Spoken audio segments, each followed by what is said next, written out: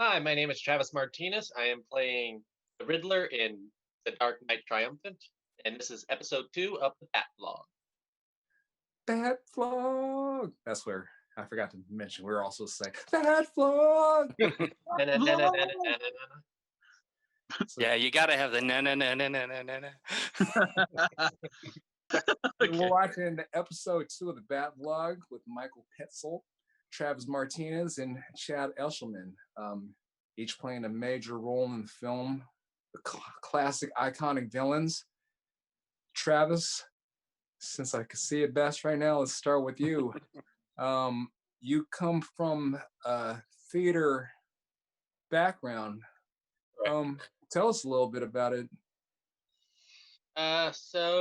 Growing up, kind of weird. I was in that middle school. I didn't know what I wanted. So then when I got into high school and I did drama class, it was a very warm and welcoming environment. Just because theater's usually full of the weirdos, so that's where I personally fit in with the weirdos. Yeah, understand And that. so yeah, I did drama through high school, and then after high school, I was just scrolling through Facebook, and I found event pages for auditions for local community theater shows. So then I just auditioned, and it just became my new hobby, my new pastime, thing I'd love to do when I'm not working. I would love to make acting my personal career, but you got to take one step at a time. You can't just jump into making a career out of something like this because it's a difficult field to get in. But yeah, no, it's just been a very welcoming experience. It's changed my life. It's helped me build confidence, make all kinds of new friends and new opportunities like this one here. Like this is actually going to be my first on camera production because I've only done stage acting before this. And yeah, that's as much as I can say right now. It's off the top of my head. It's funny, we met at Eric Mannix's photo shoot a couple months ago. Yes. That's actually where I met you and Michael for the first time. And I remember we talked for a moment about acting, and it was just an instant click because sometimes when you're into the same thing, because it's like anything, you have to kind of really be so into it that when you meet another person that is like that, it's a special thing. Because yeah, you got a lot of people that want to do stuff, but people that actively pursue work and get off their butt and try to make something happen. Funny thing is, we talked about doing stuff together. I even had you in the back of my mind when we were casting this Batman thing, but you know how it is with things. They sometimes you got so much stuff you can only deal with so much things at a time. And you actually had reached out, and it helped us to kind of open the door and be able to talk. And just you doing that was a huge step in me respecting your ambition and your drive, because yeah, I would have got around to you, but you didn't know that. And you took the initiative, and that's what we want with the movie. Like, one of the things with, we had a potential Riddler casted, but the difference is the passion and the drive and the wanting to bring this to life and the excitement. You know how it is when other people share that same passion. Yeah, no, I can understand that because it's like, in order to grow and learn as a performer, I feel like you got to reach out. You got to like find these new experiences. Like I said, I've never done on camera work, and we talked about that a bit. And I was like, all right, this could be a new experience that could lead to new places. Let's message him, see where it can go. It's kind of like right now, I also want to get into directing, so I'm trying to reach out to local theaters and see like, hey, is there any opportunity for me to try this out or learn how to do this from you guys?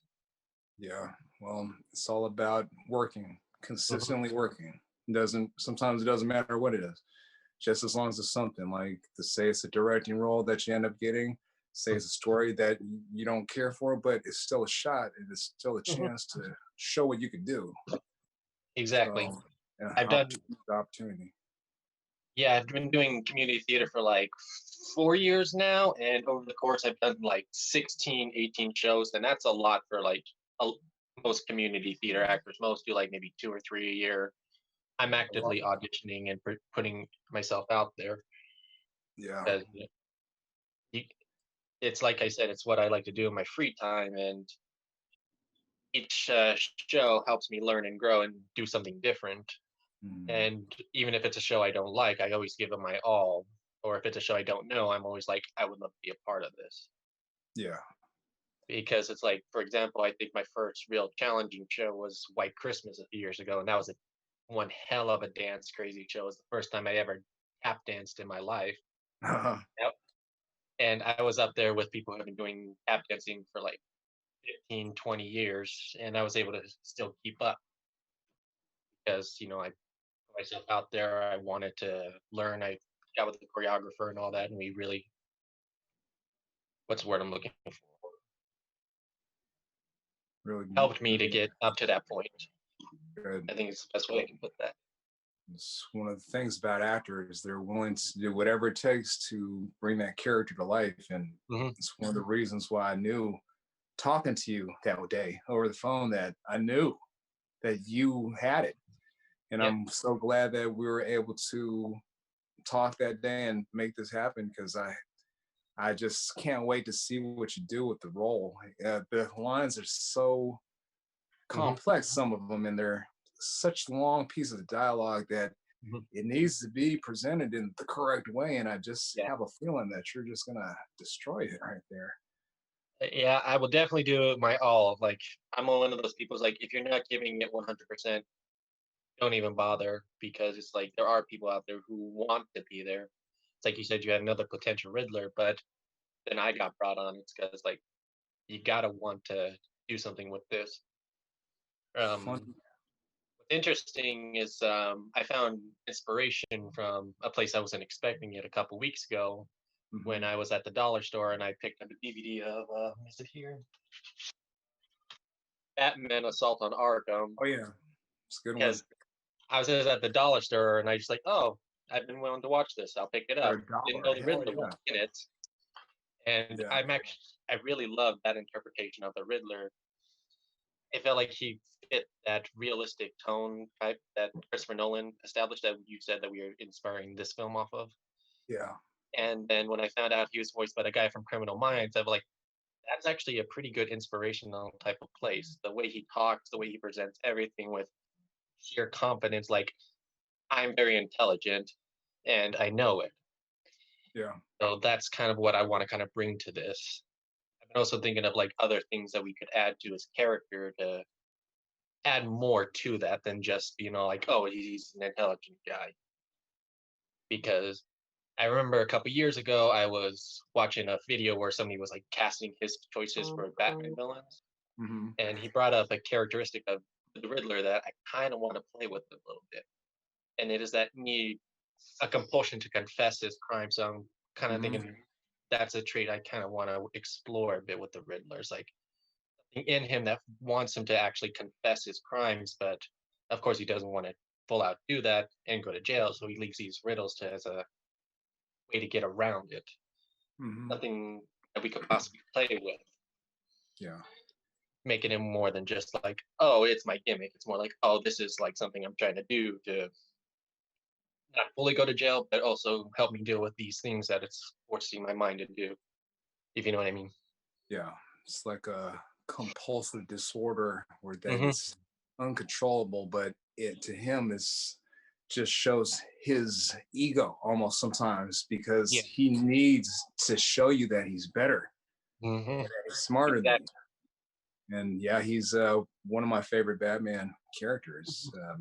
He's definitely the one I grew up with the most, I feel, because I grew up with like the Joel Schumacher Batman films, because that's around my age range. Man, Jim Carrey, like, regardless of the interpretation, he did a hell of a job. I really enjoyed his Riddler. It was definitely a bit Frank Gorshin version, but that's still a very good way to do it. Like, that's Jim Carrey. And So yeah, that character's always had an attachment to me when it comes to Batman villains because it's the villain I grew up with. Yeah. Let's take it to Michael for a minute. Michael also does a lot of stage acting. Yeah. I think I started back in, I want to say 2004, back when I was in 9th grade or something like that. I originally, after school, I was doing like sports. I was doing track and tennis, and then when I was doing tennis back during that time, I rolled my ankle. So I was like, at that point, I was like, I was done. And so I was thinking of something to do after school, and I saw a flyer for auditions for the Music Man at the school I went to. And I was like, you know what? I'm gonna give that a shot. And so I auditioned for it, and I got a role in that show. And it's just that theater bug has been with me ever since from 2004 to now. And it's just one of those things where I'm just like, it's like I want to be a part of at least one show a year, and thankfully I have until the whole world has gone to crap at this point. And so it's just it's one of those things where I'm just like, if I don't do theater, or if I don't do like some form of acting in some way to help me, because I'm trying to think of a way to put this. Theater is my way of escape. Yeah. And I love good I love good storytelling, whether it be on theater or just simply just watching movies just to escape. And the fact that I was actually asked to be part of something like this, to be part of a Batman fan film, I was just extra excited, because I've been a Batman fan since like a hardcore Batman fan since 2008, when I saw Batman Begins. And back then I was like, I mean, I liked Batman, but I wasn't like a hardcore Batman fan until my friends gave me a copy of Batman Begins, and I watched that all the way through, and I was like, well, he let me borrow it, and I said to my friend, I was like, you're not getting this back. You have to buy yourself another copy. So I was watching it over and over again.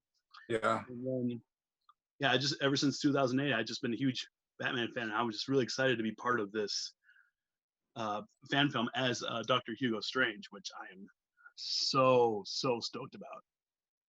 And I know we met the same day that I met Travis a couple months ago, and when I saw your Hugo Strange, it just blew me away, because it was just so, I'm gonna have to cuss, it's just so fucking good, Michael. It was just so fucking good that I think we had the idea for the script previously to meeting you, and after meeting you and Penguin, Haley, I was inspired to put you into the movie. I wish it, had things been different, the script might have been different, but I know when I talked to her, she only had like potentially like a month end of August where she might be leaving to Austria. And really, so I was trying to figure out a way to make it work with both you guys in the scene together, and it happens to be the introduction of Batman and Robin in our movie as well. But yeah, you, Travis, Haley, like meeting you guys was so impactful. And yeah, also let me let you know, I'm not really a social person. I look like I could be, because I do Deadpool, but looks are deceiving. That's why we do these characters, so we can be someone else. Yeah. So just meeting other like-minded people is very important and very fulfilling. And it, like, I know some of the ideas we have were to try to find ways to give you bigger things for the movie, and it's simply because of the passion you have and your your voice and your presence with the group. Because I don't know about you, but some of this group of people is like some of the most positive people that I can remember in recent memory. It's just really lucky to have these people here with us. Yeah. I agree. I agree. And Michael, your Totally. your TikToks as Dr. Hugo Strange are awesome. They're so much fun to watch. Oh, thank you. Thank you. I just wish Even- there's one thing I really wish I had. I wish I had like that Christopher Lee deep voice like he had in the Arkham City games, which I'm still playing through right now. In fact, that's actually one of my inspirations of how I want to portray Hugo Strange as much as possible is through how he's portrayed in that game in terms of like his voice and like his actions in that game, because that was like my first introduction to Hugo Strange as who he was. And I did a little reading up on him, and I never realized that actually Dr. Hugo Strange is actually one of the first villains who actually predates Joker in the comics and everything. So I think it might be the same year. I think I thought Hugo was like 1940. And I think Joker's 1940. So I think Hugo was like Detective. You know what? Yeah, I think you're right, because I think Hugo was like Detective Comics number 40. And Joker was Batman number 1. You know, I'd have to do some math. But no, I was one of the very first, I'm a huge Joker fan. One of the very first books I had was called The Greatest Joker Stories Ever Told. And that book was a 70s issue that had Hugo Strange. And it was the ghost of Hugo. And he came back to life became a ghost so he can haunt Rupert Thorne. And I just have, like, when it comes to Hugo Strange, he's a guy that I've known about since maybe I don't know, for so long, that he just seems like such an iconic figure in the Batman universe that you need to have proper representation of these certain characters because they're so meaningful. Mm-hmm. Yeah.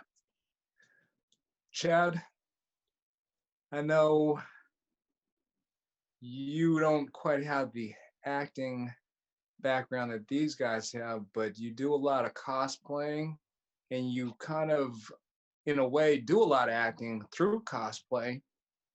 How are your feelings of doing something like being a part of a movie like this? It's a part of it is intimidating because I get the opportunity to work with and hang out with people that have the acting experience and are actively doing this.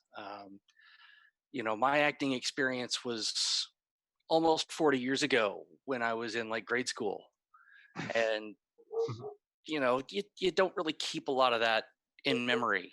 But yeah, there's a lot of stuff that I've done with cosplay, and a lot of it is just I'll really research a character, or with my cosplays I build those characters that I absolutely love, and I know that I've already got facets of those personalities in me, so it's really easy to just kind of shift into those characters. And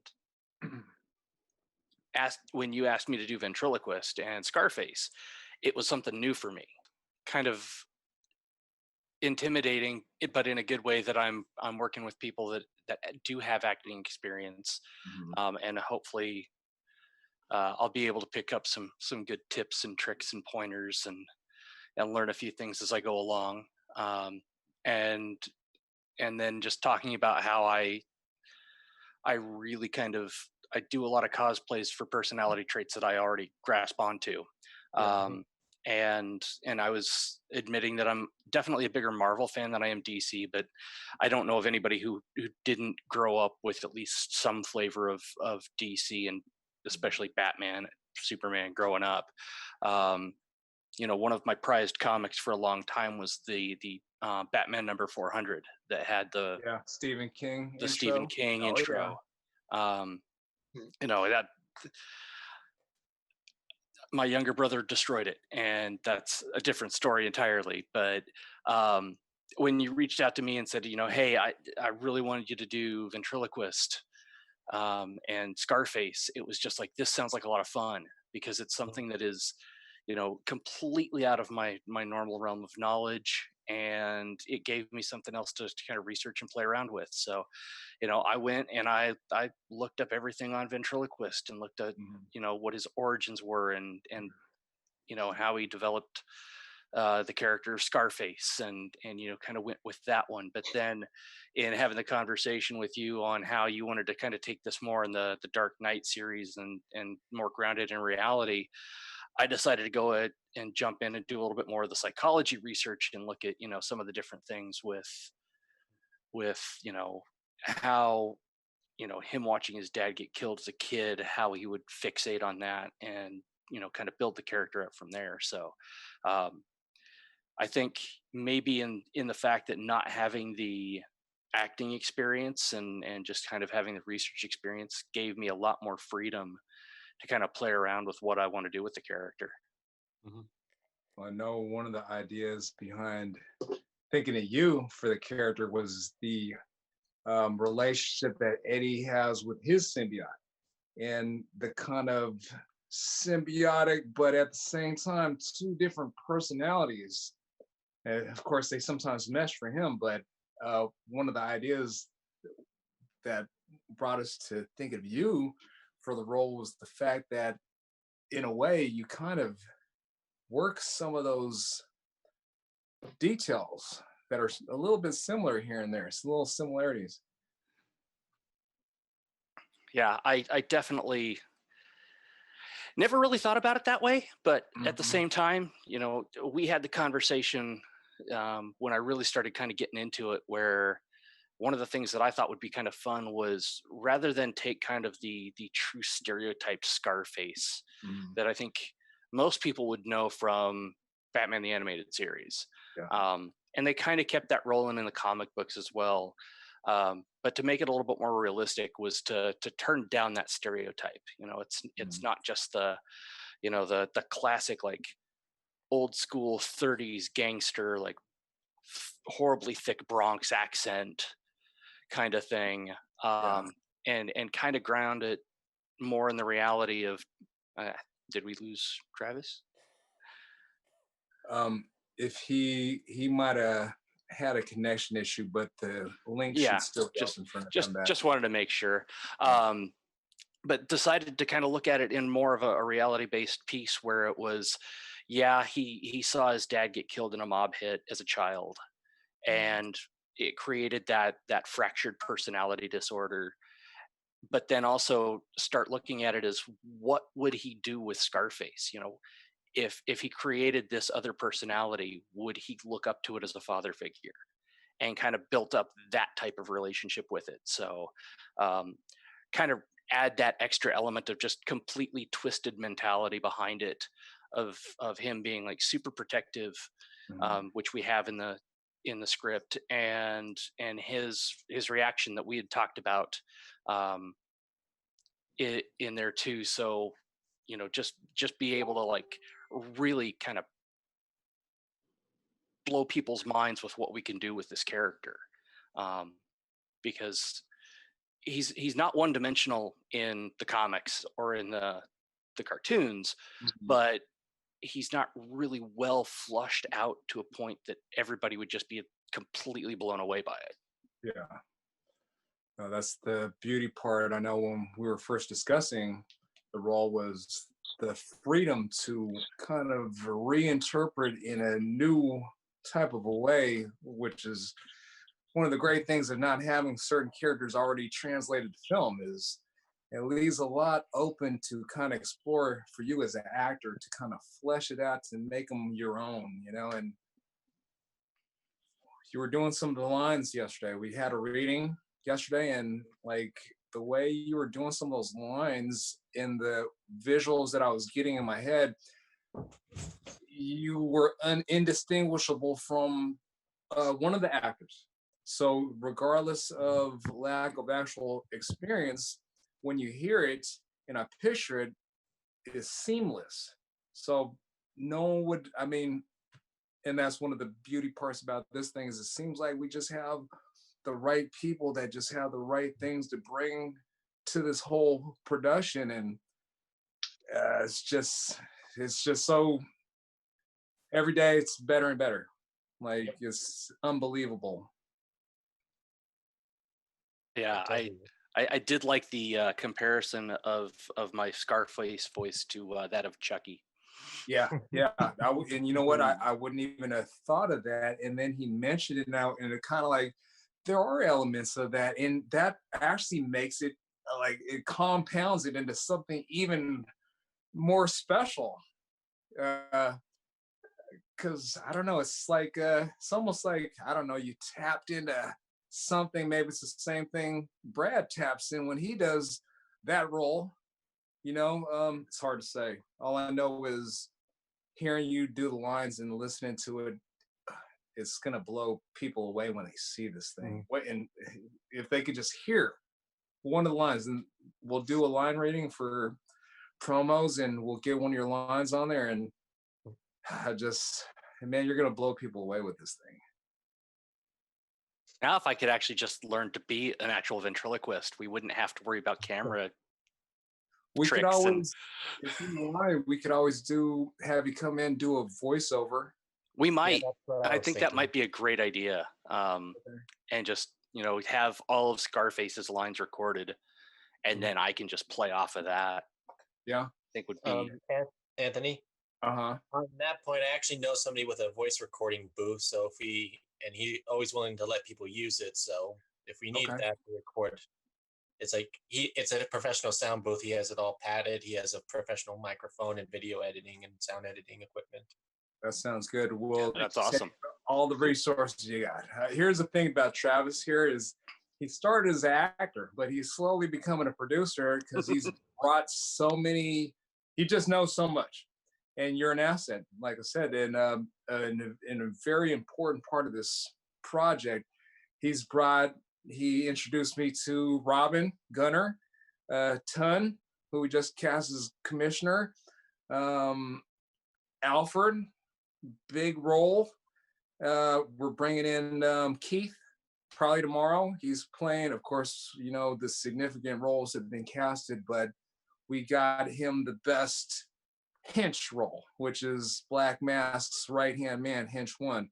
So tomorrow we'll announce that, but this was all thanks to this man right here, Travis.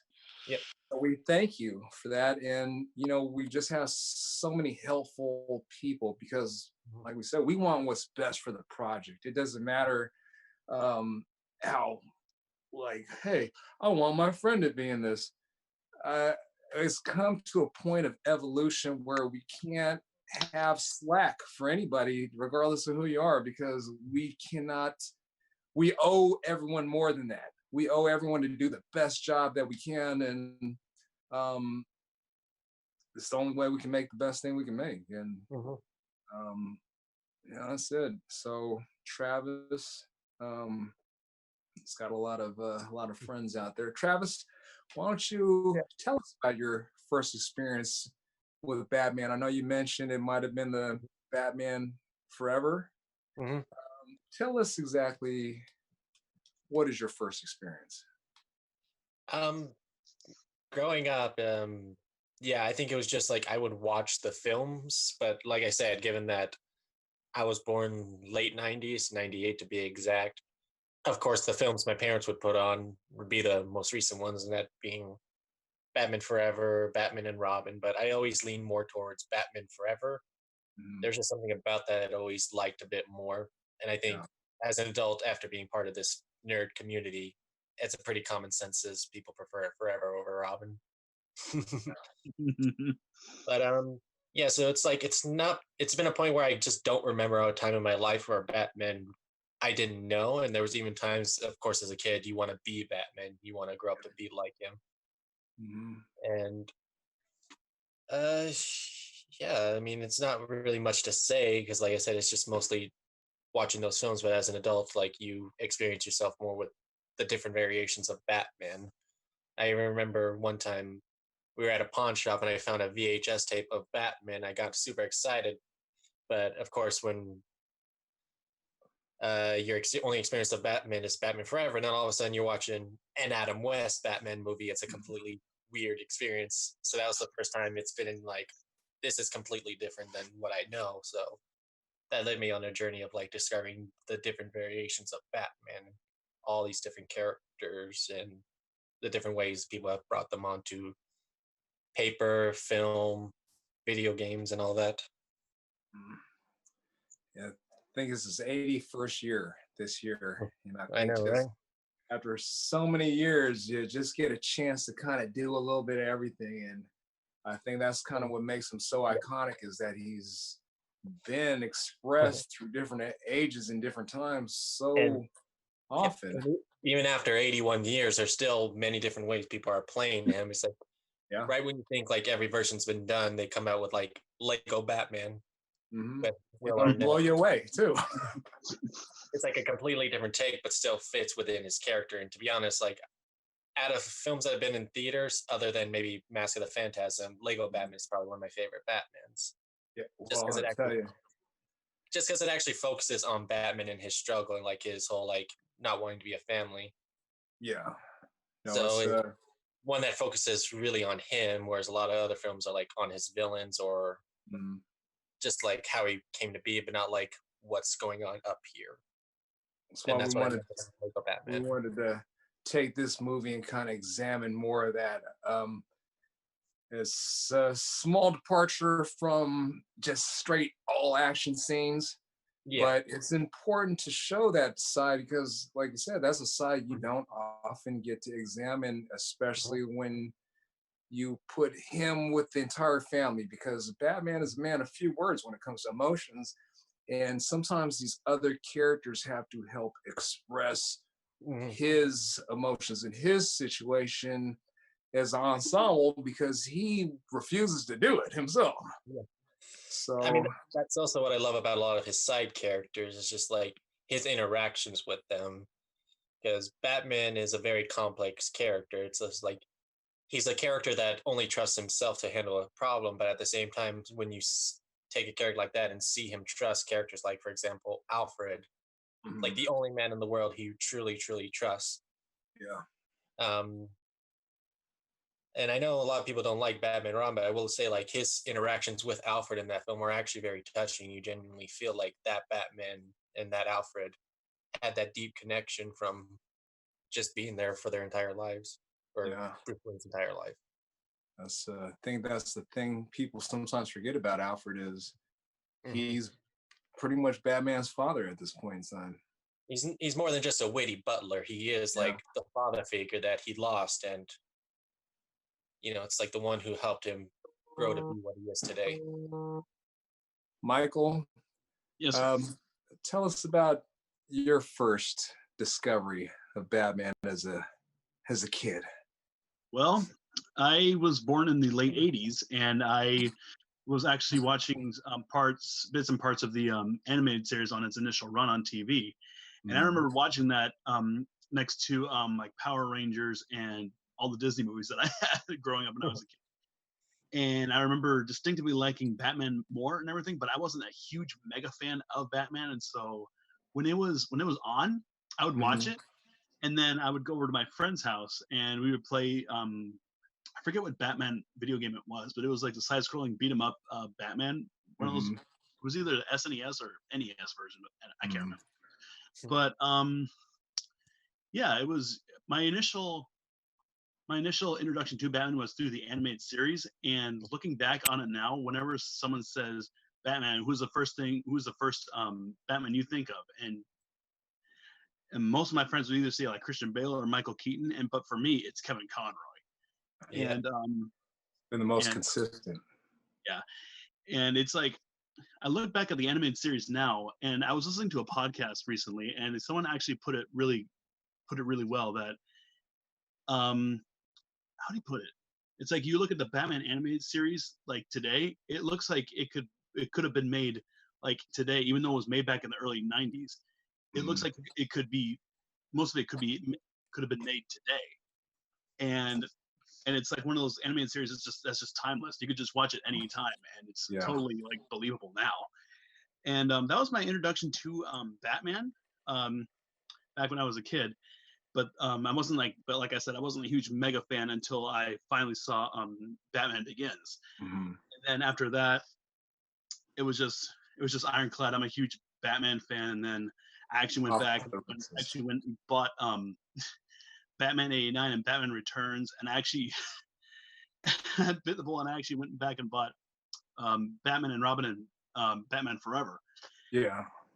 And I watched all those, and actually the first time I ever saw Batman '89 was about, because I had Batman '89 for a few years, and the first time I saw it was actually maybe 2 years ago for the first time. Mm-hmm. I've been watching it a lot more since. So, but Yeah. that was my introduction to Batman, was through the animated series back in '91 or 92, when it was on its initial run on TV on Saturday mornings, and then like after school I'd come home and I'd just watch it before I start my own work. So that was my introduction. I think it was the first cartoon that had a story. I think people thought of cartoons previously as 30-minute long commercials. Like, so that was one of the special things about it. And the way it was written was just unbelievable. The way they can make you care for any character that they bring out. Yeah, I guess that's Hollywood for you. They just know how to pull those heartstrings. Yeah, I think it also stems, like, it's one of the first cartoons that treated the audience like an adult. Like before then, like cartoons were always just like seen as really goofy and all that. But Batman the Animated Series was the first, like, you know what? Let's treat these people like they're people, not just pandering to kids. And I think that's where a lot of it comes, like the storytelling, the animation. It's like it's marketed towards kids, but the writing is there for the adults, which is something you don't normally see. About that same time, there was one other cartoon that did that, and that was Gargoyles. Oh, but I guess that is kind of like the same era, though. Yeah, kind of like it's almost like a turning point for media. Yeah. See, the big difference is, I'm old enough to remember all of these films and cartoons that you guys are talking about growing up with while I was in high school. So, yeah, I was born in the 70s. So I grew up on the Adam West Batman and the Batman movie and the Batman movie 2. And so when Batman '89 came out, that was a big deal. Huge. I mean, I had, this was back in the day when you could buy magazines, and I had like all of the magazines that had Keaton splattered all over him in the Batman costume. And, I didn't get to watch it on the day it was released, but I got to see it within like the first 5 days of its release in the theater. And, '89, I was 14 years old. That was nuts. That was like mind blowing as a kid to see what Tim Burton did. And, I've got to watch him kill his wife several times over because of all of his movies now. Yeah. Helena. Yeah. It was a turning point for comic book movies too, with that movie. Before that, people didn't, I think Superman was the only one they ever really kind of considered in a serious way. But of course, 3 lackluster sequels make you lose hope in comic movies, and then Batman kind of revitalized the comic book trend. After that movie came out, there was comic movies every year after that for years and years and years, until Batman and Robin blew it all. But speaking of what's that? Go ahead. Yeah, building on top of that, I do think Batman was the starting point to where comic book movies could be seen as box office money. That's why in the '90s, I think there was quite a few more. It's just Batman Returns was so dark that they had to make it more kid friendly. Hence why we went from like Penguin biting somebody's nose off to Jim Carrey grabbing his crotch while blowing up the Batmobile. Funny and thing I think what led to the big comic book boom, because then in the '90s you got films like Blade, Spider-Man, and X-Men. That was the thing that launched modern day comic book movies. So it was like Batman that launched it first, but then what led to like the Marvel Cinematic Universe today. Funny thing about Tim Burton's third potential Batman movie is called Batman Triumphant. And the reason our movie is called The Dark Knight Triumphant is in a way, and not Tim Burton, because that was the untitled movie that never came out. So and wasn't it also supposed to feature a return of Billy D. Williams? Billy D. And And then there was going to be a Nick Cage Superman that they blew out, which, Chad, I don't know about you, but I'd still like to see that one. I've seen some of the pictures. There's a whole documentary on it, I know. So if you want to see a lot of the costume fittings and designs, you can just watch that. Yeah, I just watched Ghost Rider again last night for the first time in a while, and I'm pretty sure I don't want to see Nicolas Cage play Nicolas Cage as Superman. Yeah. Well, at least back then he was considered more of a Oscar caliber type, but of course, but you know, he's still got a couple things. You've seen Mandy. It's a pretty good one. Came out just a little while ago. It's Nick Cage getting revenge. It's kind of like a Mad Max type of movie, but with Nick Cage. And of course, I don't think it's a waste. Oh, we can see that. Yeah, it's a really good one. I think it might be on Netflix right now if anyone's interested. But you know, Nick Cage is the type of guy where if I have a bad day, I'll just put on some of his movies and oh man, Bangkok Dangerous. Goodness gracious, it's not good, but it's not bad. It's actually sinfully delightful. Yeah, I haven't been keeping up with his career much, but I think like the last two films that I remember, at least in my mind, I know he's done a lot and I probably would like a lot of them, but last two that I remember of him was like Kick-Ass and The Croods. Mm-hmm. He had one, The Weatherman, really good movie. Weatherman. I'll check that out. Yeah. The one where he's an author, twin brothers, and it's got Meryl Streep in it. Forgetting the name of it. But he's got, did I say the weather? I think I said the Weatherman. You said the Weatherman. Weatherman. Well, anyway, if we think of it, people, we'll put it in the description. Which reminds me, why don't we, if any of you have media accounts outside of Instagram or Facebook, why don't you just let us know real quick? Because Michael, I know you have a TikTok, and every time I see one of your videos, I'm like overly entertained, and I think maybe we should let everyone know so they can go check you out over there. Yeah, if you want to follow me on TikTok or Instagram or even Twitch, actually, I do Twitch streaming for horror video games from time to time. Every single one of those is under the username Bermuda Penguin 07, all one word, no spaces, no capitals, just Bermuda Penguin 07. You got any other accounts you want to let everyone know, Travis? All right. Nope. I just have a personal Instagram, Travis Martinez Actor, and then my cosplay Instagram, Theatrical Cosplay. Chad is. Oh, go ahead. Yeah, and the only other thing I have is like a personal Facebook and stuff like that. But Chad, don't add me a friend on there because unless we have mutuals, I'm not accepting your friend request. Chad, you got anything else? I know. Funny thing is, you know, I'm not. Sometimes I'll have these accounts. Sometimes I won't even go on the account for like a month. Sometimes 2 months. Sometimes 3 months. I don't know. So I'm a weirdo. Well, I'm about the same. Yeah.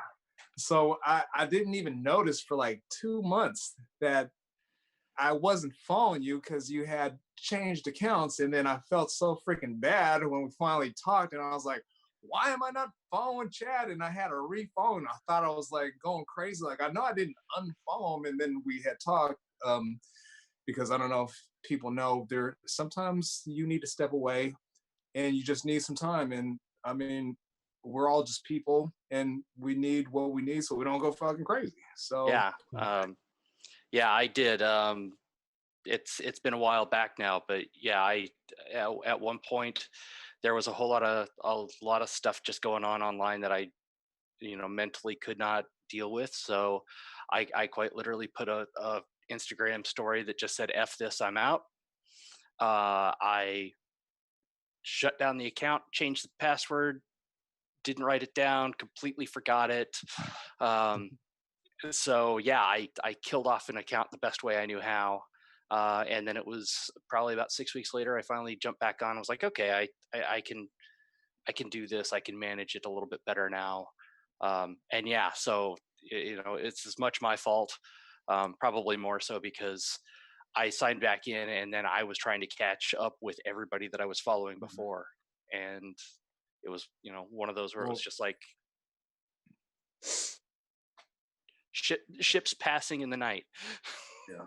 Well, we're glad that you're back, because I mean, you're one of the guys that ever since I've seen some of your work, you had become someone really interesting to me, because I'm a huge Eddie Brock fan and a huge Venom fan just in general. And I remember I read that whole Flash Thompson storyline, and to see you with the Flash Thompson Venom years ago, probably like 2 years ago, maybe even 3 years ago. Yeah, almost 3 years ago now. That just like the Craftsman, and everyone should know that Chad is a prop maker and he works with leather, and he fabricated this entire costume that is, Chad, I know you probably don't like people tooting your horns, but it is one of the most incredible pieces of things that I've seen costume wise. The attention to detail is just so, you could go spend thousands of dollars on someone to make something like this and it won't even come close to what you have here, because it's just so intricate and it's just incredible. It's probably one of the most incredible costumes I've ever freaking seen in my life, to be honest. Thank you. You know, well, I mean, and I'm the first to admit, I loved the Flash Thompson story arc. When Rick Remender wrote the first 30 issues, he set it up to just have this awesome story. And in talking with Rick Remender at cons, he's like, I actually hated writing it. His exact words were, I put my ass into that, and that was about it. Wow. Because something funny. Go ahead. So I was like, yeah, but you wrote a character that I honestly believed had the potential to become a better written character than even Peter Parker had been over the last 60 years. Yeah. And that's kind of a dangerous and bold thing to say, but there was enough human and character flaw there to make it really work. And it's why I fell in love with it. And, that suit of armor that I built was me putting my heart and soul into it, because I thought once Remender left and they brought in, who was it? Stott, I think, started doing the story on it. They just didn't do him justice. And they really did just kind of set it up to get rid of Flash and get Venom back to Brock. Yeah. Understand why. I mean, Marvel wanted to have the original back, so when the movie launched, everybody wasn't like, who the hell is this guy? But even though he'd been gone from the Venom suit for what, 10 years, 15 years, something like that? Yeah, something like 12 years. So when they wrote Flash out, they gave him the anti-Venom suit for about 4 issues. And so I'm actually in the process of building that one. And that's going to be my first big build that gets shown at cons. That's kind of my tribute to the Flash Thompson character at the end. What's funny is I've been a Venom fan since he came out. And one of the things that I've had a problem with Eddie Brock's stories is once you take him away from an amazing Spider-Man title, his miniseries have never been that great. There's been 1 or 2, like I enjoyed the Lethal Protector, I enjoyed the Madness because Kelly Jones is just fucking awesome. But other than that, and he's had 10, 20 freaking miniseries. So in that whole time, there was nothing that was really, that I considered so gripping that it was incredible. But then this freaking Flash Thompson series started, and at first, I was a little upset because I want to see Eddie Brock. But once I read that first issue, it got me, and I didn't care that it was Flash anymore. I didn't care that the suit didn't look like how it looked, because he still had those moments where the alien teeth would still come out, which is one of my favorite things. But just the fact that his stories were meaningful and And like you said, the character who's as damaged as Flash, since they rewrote his history and he was the war vet, he lost his legs. And this was pretty much the only superhero that had a handicap too, I think, at one point in time. I know Batgirl, Barbara Gordon could be considered, I guess Daredevil too, but as far as missing body parts, that I don't think that's actually been done before, except for like maybe like Cyborg, you know, but then you got robot parts. But once the suit is gone, he doesn't have those parts. Yeah, and towards the end of it, they actually wrote that he got cybernetic legs. Yeah. And it was like, okay, yeah, I mean, I guess I get where you're coming from with that, but it was also, you know, again, they were trying to write Flash out. So I remember seeing those legs and just, you know, for a universe that does stuff like Cable arms, for him to just have little stick pegs and then not even pull his pants over them and just have them like cool out it up. It was almost like a step back from it wasn't good enough for him. That's sorry to say. Also, clock is ticking on the next Zoom timeout. Just so you guys know, the 10-minute marker came up about, I don't know, I want to say 5 minutes ago. We'll do one more round. Maybe we'll wait for it to time out real quick so we don't cut anyone off right in the middle, or maybe we'll just. I've got the timer up. We just hit 5 minutes, so we still got a little bit of time. Okay, so if there's any other things that anyone wants to talk about, let me know. We try to make these things about an hour, hour 10, something like that. Pretty sure we're probably going to be there here. So we'll do last thoughts on one last round, and then we'll say our goodbyes, and we'll have this up on Tuesday. Chad, it's good to see you. Yeah, you too. Don't forget, don't worry, guys. Right now, this is just say what you want right now. We'll time it out and we'll restart. I don't want to cut anyone off on their last round. This is the most social interaction I've had since the middle of February. So thank you, guys.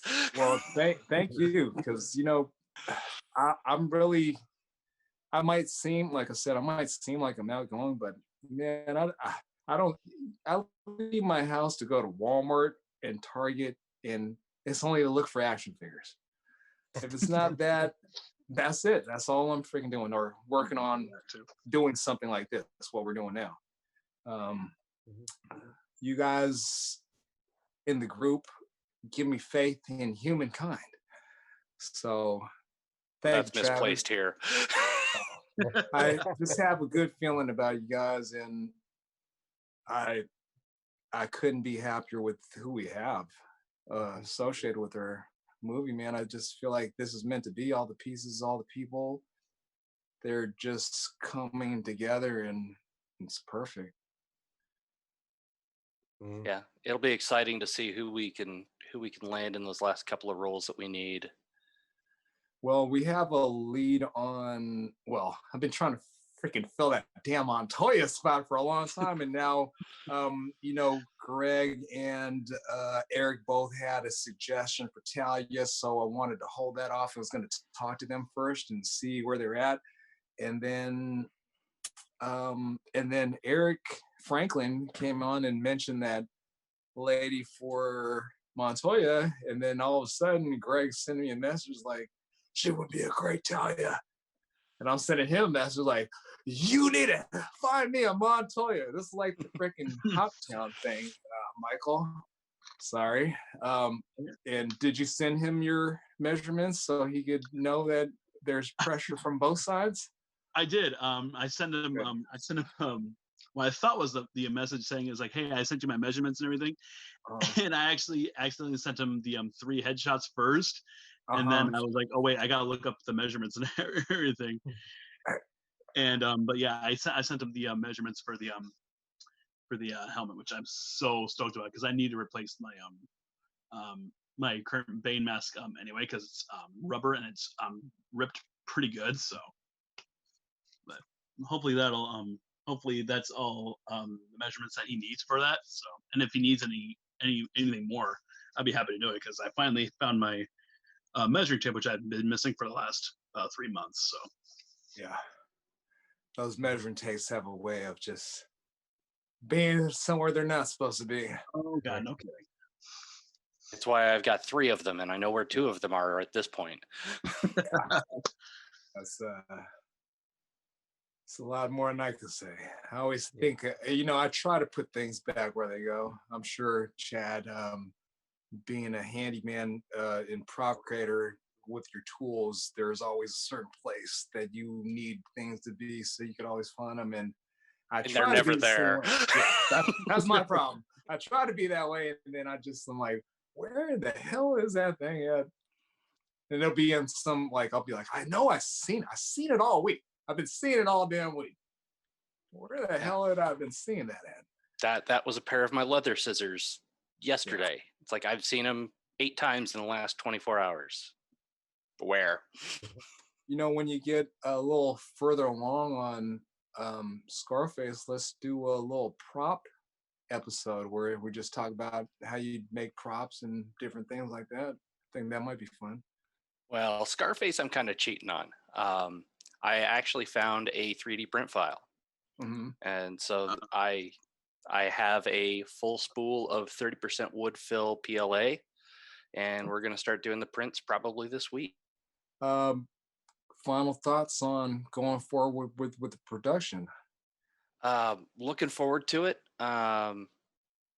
Just first time experience in all of this, so I'm here to kind of go along with it, roll with the punches, and have some fun. Well, we're glad to have you, man. You're gonna bring so much to this role. It's gonna, like I said, it's gonna fucking blow people away. I gotta cuss. I have to cuss because it's like, you're gonna fucking blow away. I can't wait for him to hear what you got. I don't want to try not to give away too much, but I know you fucking shook me when I listened to him yesterday, and it was a delightful surprise. Travis, any final thoughts going forward with the production? I'm just excited to be a part of it. It's like I said, it's a new experience that I'm excited to try out, like on-camera work. I've done some recorded stuff here and there for theater, but it's just like, what's interesting is that I hate hearing myself on camera, so this is gonna be fun. But it's also gonna be fun to do something that so far the big Hollywood films have yet to do. It's like putting so many of Batman's rogues gallery into one single film, like the Arkham games. Even though I think Robert Pattinson's Batman's going to do something similar to that, because I think there were some set photos hinting that he's going to be trapped in Arkham and all that. But it's nice to say that we will be the ones that kind of beat them to it. Yeah. But it's going to be a fun experience. It's a lot of wonderful people. I'm excited to help out and be a part of it. And years down the road, look back at it as such a fun experience. Well, we're happy to have you, Travis. You're going to be an inspiration to the movie, and I think to other people that are following along and inspiring to act. Michael, yes, any final thoughts on going forward? I'm excited, but I'm also intimidated because this is only my second time doing something like this.